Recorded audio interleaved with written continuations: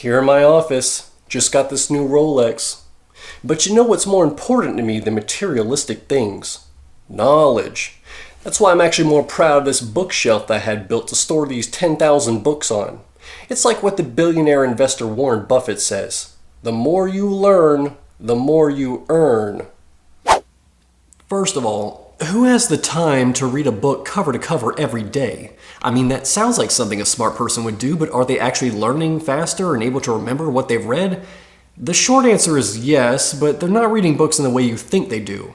Now, I'm going to show you my preferred method of reading, which has drastically improved my reading speed and comprehension over the last couple of months. Depending on the number of pages, subject matter, and time available, I can usually finish a book within a week, but I'm only going to show you what's worked best for me so that this doesn't turn into a 15-minute video. Before you start reading any book, you'll want to preview it first. This is probably the most common reason why people struggle to retain the information they've read after spending several weeks reading a book from beginning to end. Our job is not to memorize every chapter, but we do need to understand the book's layout. This is going to help build muscle memory because you'll know what's about to happen next as you progress throughout the book. What you'll want to do is read the table of contents, introduction, and possibly the first and last chapters word for word. Once you've done that, you are now ready to preview the book.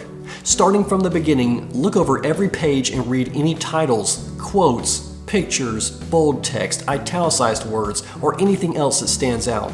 Some books are heavily illustrated, while others hardly have any standout qualities. Regardless, I usually spend no more than 5 seconds looking at each page based on the amount of highlights found. So when you hear someone say they read a book a day, just interpret that as they most likely preview a book a day. After previewing the book, go back to the beginning, wherever you left off, and start reading, but this time not word for word. I will admit this is not my original idea, but the best way I've learned to read faster and actually remember most of it is by focusing on the spaces in between the words. Using my peripheral vision, I'll be able to interpret most of the words at 2 to 3 times my normal reading speed. If I'm reading something word for word, then I'll be moving through every space fast enough to understand what's happening, but not so fast that I don't see each word. This will take some practice and will depend on the context of the book, but try navigating each paragraph at the same speed and avoid backtracking if your eye caught a word or concept that you're unfamiliar with, because you'll probably see it again. Before I buy any paperback, I usually know if I plan to resell or keep it in the collection. This will largely determine the speed that I'm going to read. There's no need to go fast if I know I'll be making highlights or taking notes. If I'm on Kindle, then I'm definitely going to stop and make highlights and look up unfamiliar words. This approach might mean it'll take me 2 or 3 weeks to finish if I'm planning on using it as reference work in the future. For example, if I'm learning about LLCs, state tax laws, and planning to meet with a CPA in the future, I'm going to take my time, make notes, and write down specific questions that need to be asked in our meeting. The same goes for any legal documents or other important paperwork. Certain topics are easier to navigate than others, and this really comes down to the type of material you're interested in learning. If you are reading something for enjoyment that's story-driven or mysterious, then you may not want to preview it at all or feel rushed to finish.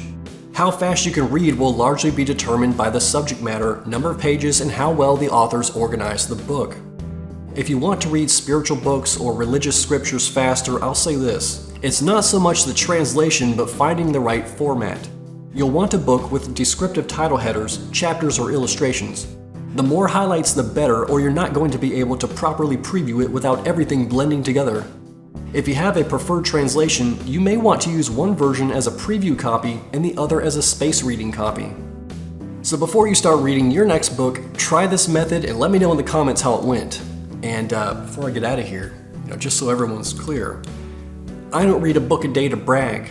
Again, it's about the knowledge. That's why every now and then I like to take the Lamborghini and cruise through the hills of Malibu, not to show off, but as a reminder. Because that's where I met my first mentor, and I ran into another mentor, and another. 5 mentors. Alright, I'm gonna stop now. Thanks for watching. See you in the next one.